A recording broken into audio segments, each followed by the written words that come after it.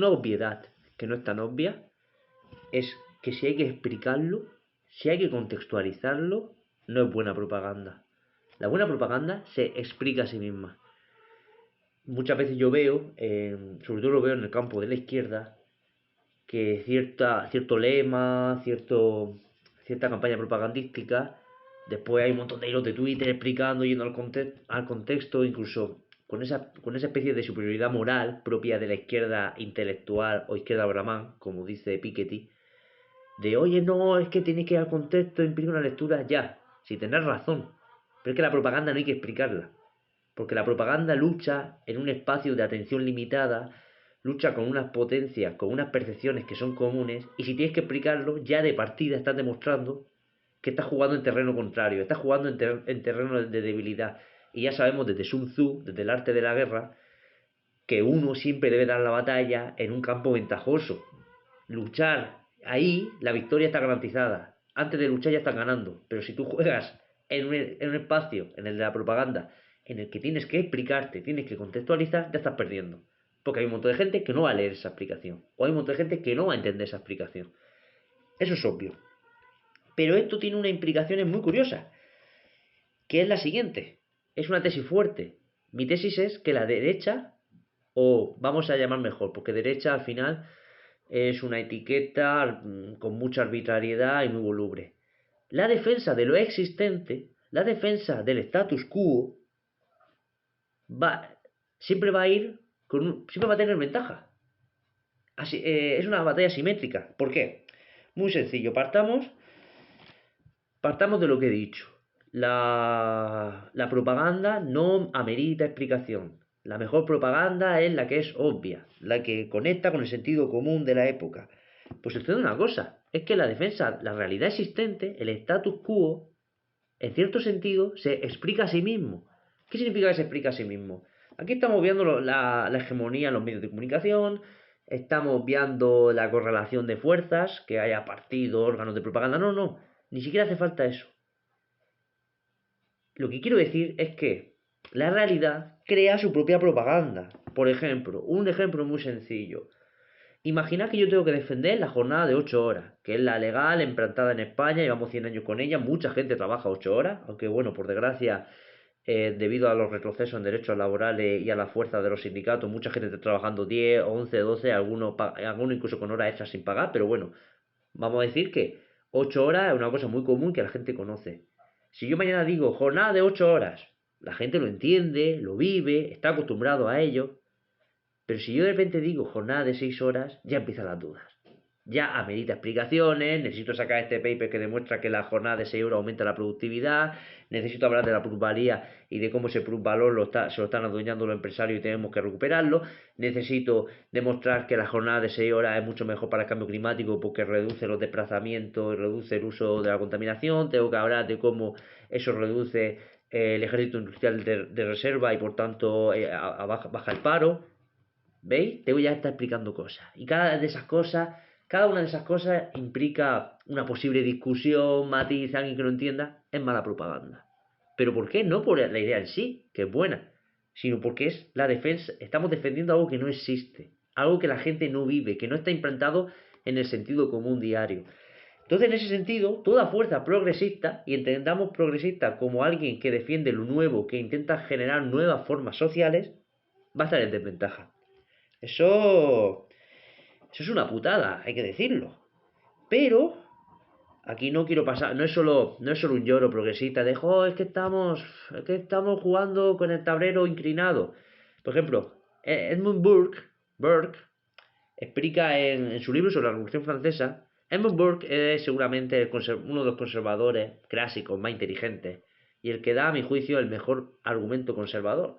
Aunque curiosamente un argumento que de una forma no conservadora, porque está basado en la racionalidad, en la racionalidad ilustrada y no en la pura tradición. Burke da el siguiente argumento. Lo bueno de la tradición, lo bueno de lo existente, es que ha superado una prueba empírica. O sea, si llevamos 100 años haciendo algo y no nos hemos muerto, bueno, no, not bad, ¿no? Está bien, funciona. Y si funciona, ¿para qué cambiarlo? Eso lo saben hasta los informáticos. Entonces, claro, ahí no es solo que, oh, qué timoratos conservadores, están, la propaganda, la alienación. No, no, no, es que tienen parte de razón. Si algo funciona, hay que respetarlo. Ese es el argumento que da Burke. Incluso este debate ha seguido en otras formas. Por ejemplo, tenemos un debate entre la escuela de Viena, Karl Popper, Carnap, etcétera, los positivistas lógicos, y la escuela de Frankfurt, Horkheimer, Adorno, porque aunque es un debate que a priori parece epistemológico, o sea, qué es la verdad, qué es lo social, etcétera, al final era un debate social, porque para la escuela de Frankfurt, la defensa de los datos, de lo dado, de lo que existe, de lo empírico, ya llevaba un sesgo conservador.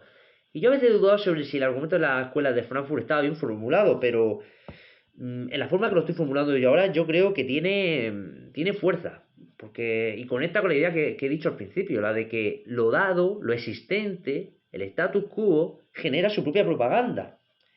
Entonces, claro, pero aquí no solo estamos hablando no solo quiero constatar un hecho, de que existe una asimetría entre conservadurismo y progresismo, entre lo dado y lo nuevo, sino que quiero hablar no solo de consecuencias perniciosas de esto, sino de posibles formas de transformar, posibles campos de juego en los que el bando progresista podemos hacer juego bonito. Primero, una consecuencia. Lo existente crea sus propios propagandistas. O sea, si ya no es exactamente necesario un Villarejo, un grupo Mediaset, todo lo que habla Chomsky, el estado profundo, el poder de los medios de producción. No, ni siquiera es necesario eso para defender el sistema. Bueno, eso ayuda bastante, es uno de los poderes fácticos y lo defiende con uña y diente. Pero lo que quiero decir es que el sistema existente de cosas crea sus propios defensores espontáneos. Gente de buena fe que vive en un mundo en el que, por ejemplo, un mundo en el que existe la propiedad privada, en el que los animales son cosas.